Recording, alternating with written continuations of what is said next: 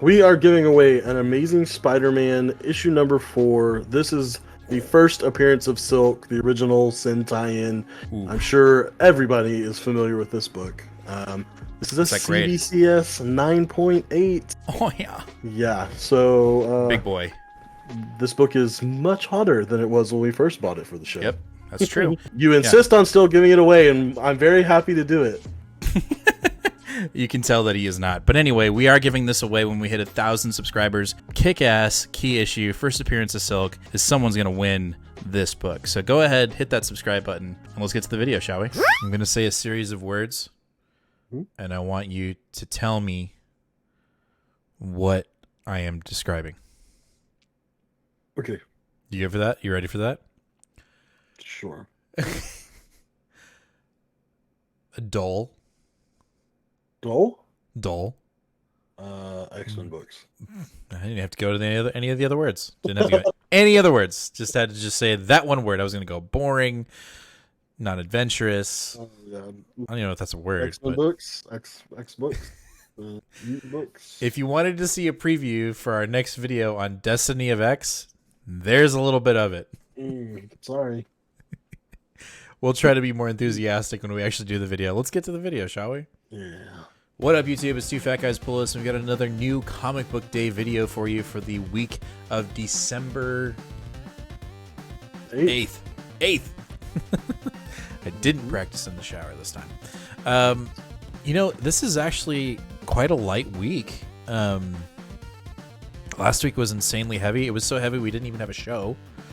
It was so beefy. No, we had to take a break last week, but we will be here next Sunday. So, we've got we've got actually some books in there. It might be hard for me to pick a pick of the week this week. I think Preliminary pick of the week. preliminary. Yeah, we'll have to wait and see. But let's talk about the show's sponsor, and that's Shuffle Wizard. As always, go over to Shuffle Wizard here on YouTube. Subscribe. Hit that bell. You know you want to. We open up cards. But we're on a little bit of a break, actually, because I haven't bought any cards, so there's not going to be a show this week. But still go over there. Subscribe. It's a great time. All right, let's get into the books. First up, we have Inferno from Hickman, and we have R.B. Silva Well, on something. the artwork. This has got the cover of the week for me because I just don't think this is going to happen in the book. I think it's a red herring, but I like the cover. This is the Hickman action that we wanted that I don't think we'll ever get. Nope. In the previous book, the betrayer of Krakoa has been revealed, and I really just don't know. I don't know anymore. It's getting kind of depressing, and we sound like a broken record, but I just don't. Just like I was sad with Tiny Onion's Batman run ending, I'm getting even more and more depressed that Hickman's vision for the X-Men is just kind of swirling down the tube. Well, the drain. Tube drain. Tube drain. Anyway, let's move on to another X book that's ending that I don't want it to end, and it's absolutely fantastic, and that is The Final Fate of the Hellions, issue number 18. God, what a good run. This, sleeper pick for 2021. Definitely top 10, if not top 5 for me. Yeah, it was really great. I would definitely say that this was the most humorous of all of the well, not even all the X books, just all of the probably most humorous comic book I've read this year. Yeah, in Marvel for sure, and in DC. Yeah. It just, this thing had everything. It had comedy, action, drama, and it's going away. And we'll talk about it more in Destiny of X, but this was one that I wish was still going, but alas, it is being shuffled out of the mix. So hopefully Zeb Wells is able to be still on the creative team, still has a book after this. Remains to be seen. Yeah. Yep. All right, after that, we got Amazing Fantasies issue number 5. This is the final issue in this little mini of an Elseworld. Everyone is fighting for their lives. Captain America, Spider-Man, Black Widow. It's all at war. That's all it is. That's all I have to say about this book. It's crazy. definitely, I know you're thinking about picking this up in trade when it gets released. I'd highly recommend that because it's a silly goose time, and it's just a fun Elseworld story, which I feel like more and more of these are being made, and I'm for it. I'm totally for it. I am too. All right, after that, we've got our one Death of Doctor Strange tie-in this weekend. It is Blade. I'll say this: we didn't have our show last Sunday. The Amazing Spider-Man Death of Doctor Strange tie-in was actually really good. Ooh. The standard was held on Death of Doctor Strange tie-ins being worthwhile. And so, I'll keep Blade at that standard. If it's not there, then I'll say it that it's not there. But you're really feeling the impact that a lot of us just really didn't think about, and I think a lot of the Marvel universe didn't think about if Doctor Strange was dead, and we see that, and I am enjoying it. So we'll see if Blade can continue to carry that torch of being a very good tie-in and meaningful tie-in. We'll have to wait and see. Another one that I'll probably have to end up breaking down and getting in trade. Yeah. No, I would recommend that. I haven't read The White Fox, though. I did have that last week, and I didn't read it, so I do need to read that, and highly recommended by Ron. So, Nice. All right, after that, we've got Chip Zdarsky's Devil Reign Part 1 massive Marvel event. This one also has a bunch of tie-ins, but I think we're just sticking to the 1 through 6. I think we are. Yeah, just this time, I think we'll just ride through the Zdarsky Chichetto train. Yeah, I mean, I think there's one Devil's Reign tie-in that I think we're both jumping into, and that's the X-Men one. Because it's Phil Noto and Gary Jerry. You're not even gonna do that, even though it's Phil Noto. Yeah. Okay. Yeah. It's only a 3-parter, I think. So, but everything else. I'm also getting the A Woman Without Fear. Okay, so Zdarsky's we've already but there's like 16 of them, so we're only getting 2, right? All the rest of them. But I am looking forward to this. What's the Kingpin gonna do? He's going rank. Yeah. Also. Yep. Spoiler alert for anyone that's not paying attention at all, but we just got confirmation today from Kevin Feige that Charlie Cox is going to return as Daredevil in some capacity. We have no idea what capacity, but Charlie Cox is officially it. Now all we need is the announcement for whatever the dude's name is. I'll be Blablo for Kingpin. That actor. His name's Dan I'll be Blablo. Shit, what's his real name? Not that. No, not that. Don Doubly blah blah. Oh, blah blah blah blah. His name is none of those words. It's Vincent D. Onofrio. That was close. Yeah, sure. Whatever. All right, next up, we've got the giant-sized Black Cat issue number 1 from McKay. It's the end of the Infinity Score. I don't know how much this is going to impact Marvel going forward, even though it was hyped up that this was going to be a massive event, and it feels like it's been completely forgotten. So let's see if this ties into Timeless. Let's see if this ties into anything going on in Marvel 2022. My suspicions are that they don't.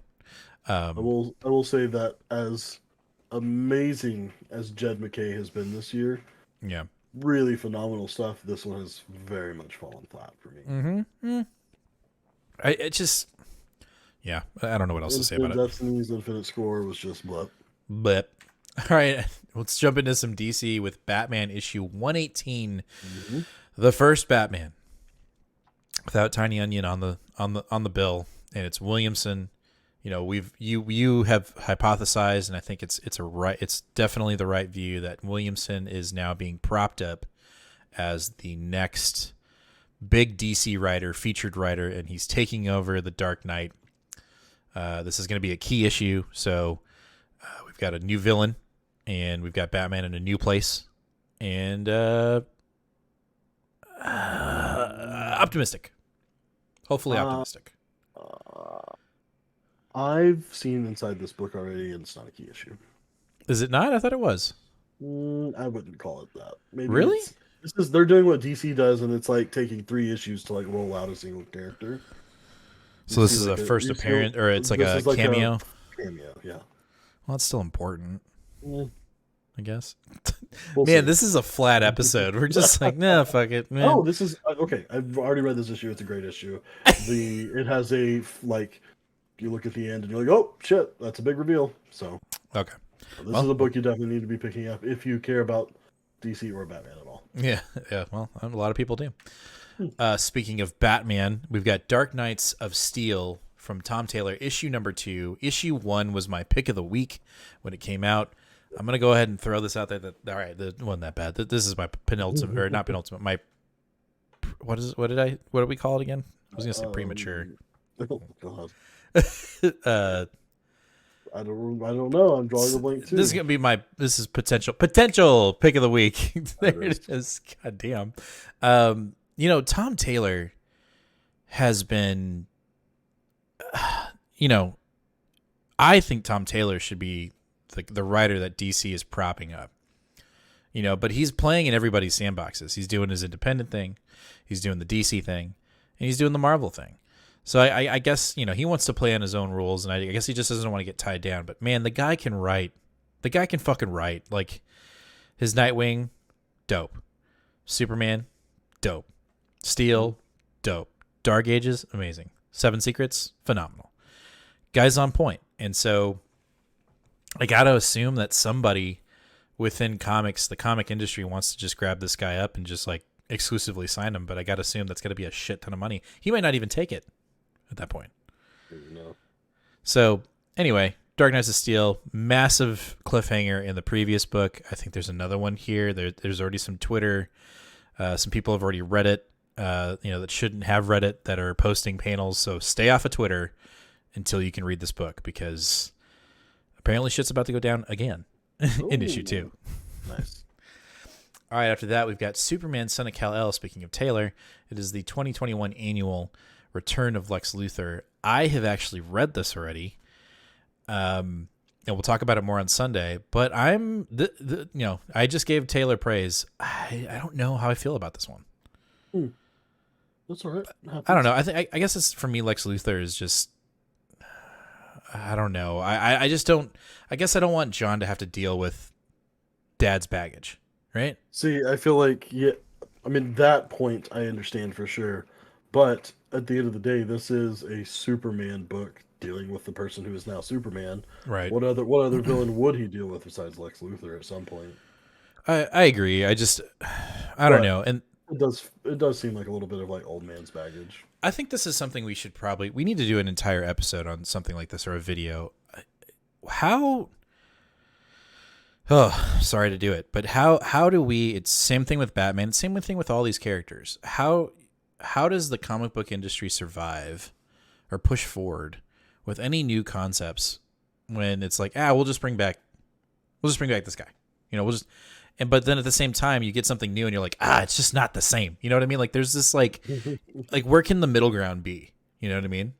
It can't, because you're dealing with characters on the good side that have been around forever. Like, your character's the same one every week, and so right. I don't know.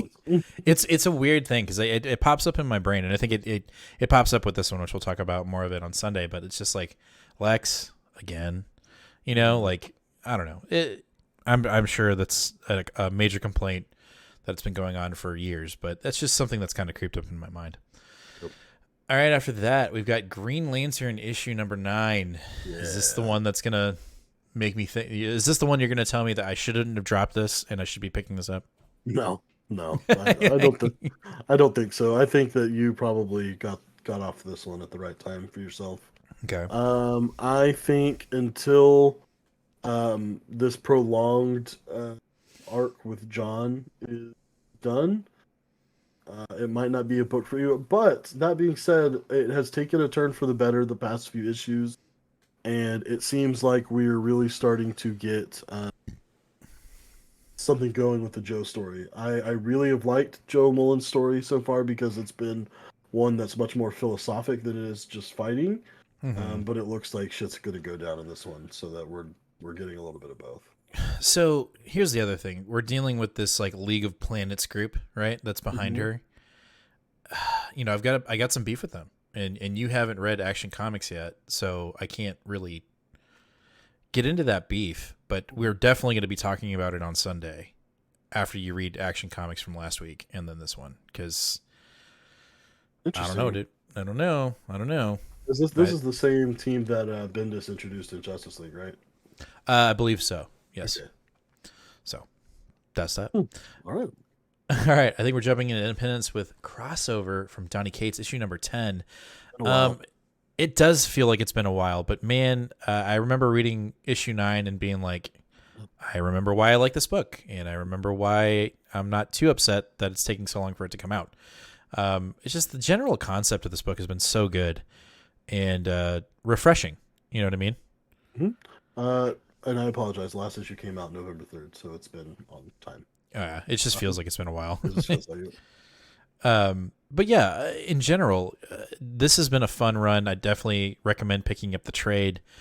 Things are progressing in a completely different direction than I think either of us thought. And I think that speaks volumes of Donny Cates' work. Yeah, I think that everyone was expecting it to go one way and it's gone differently, but I think so far that's been pretty good. There's a lot of heart in this, and you could tell that Donnie and Jeff are having fun while they make it. Yeah, I think that's a really good. I like the way that you described that. This book has a lot of heart. There's a lot of it's creator owned, you know what I mean? And he's pulling and he's asking favors from friends and other artists and authors to bring in their characters into this book. And I think that's the sense of community, which we talk about all the time with the comic shop. We're getting it in a book, you know, and I think that's the best part about this comic, outside of it just being a crazy ass idea. And, you know, what better author to do it than Donny Cates? Yep. All right, after that, we've got Silver Coin issue 7 from Ram V. This is my preliminary pick of the week. Yeah, I was going to say, like, dang it. This is where it was. I knew there was a book in here. Phenomenal. Yes. And so it's going to be really hard to live up to them, but at the same time, it's Ram V. So. Oh, Ram V, and then also with what I like about this book the most is the consistency in the art with Michael Walsh. I think that's to be commended, and I just enjoy it. And so, being able to jump in different time zones and realities, I think has been great. And this one looks pretty freaking wicked. So cannot wait for that one. Oh yes. What's the furthest place from here? Issue number 2. We haven't even read the first issue. No, we got a little behind. Honestly, this was an issue, a book that had a lot of trouble getting distributed and not enough copies and yada yada yada. Ron was nice enough to know that this is something that we were going to want and set as a copy aside. Unfortunately, it was after the show from that week, so we haven't read it or reviewed it. So look for a 2-part review on the first 2 issues. A double header on what's the furthest place from here. Challenge accepted. I mean, there has been a lot of hype. I think, if I'm not mistaken, I think Robbie picked this as his pick of the week when it came out. I could be wrong. But you're right. He definitely talked about it. And I think the cool thing about this too is, and we haven't seen it because of what I'm about to talk about, because of Adele. There were supposed to be special editions that came out of this book with vinyl records. Yep. And there's been a lot of, upset people within our hobbies industry and the record industry because we couldn't get these, especially for the author too. Like, he's pissed that he couldn't deliver the premium product that he wanted with these vinyl records that would accompany each issue. And I feel bad for it because it feels like this book just wasn't able to lift off the ground appropriately. So let's see if we can't help it get there. Yeah, that's why we're gonna hit it twice. That's gonna do it for this week, for December 8th. I had to look at it again. I was like, wait, what's the day? But yeah, this Sunday we will be talking about all of our books, all of our pools from December 8th. And again, I think there's some good ones in there. I think we're just kind of getting over the lack of enthusiasm for certain titles, but we'll get there. We'll get back to it. But yeah, make sure to hit that subscribe button, hit that bell, give us a like as always. And we'll see you guys on Sunday, 8 o'clock Central Standard Time here on YouTube live. So yeah, as always, read more comics. We'll talk to you later, fam.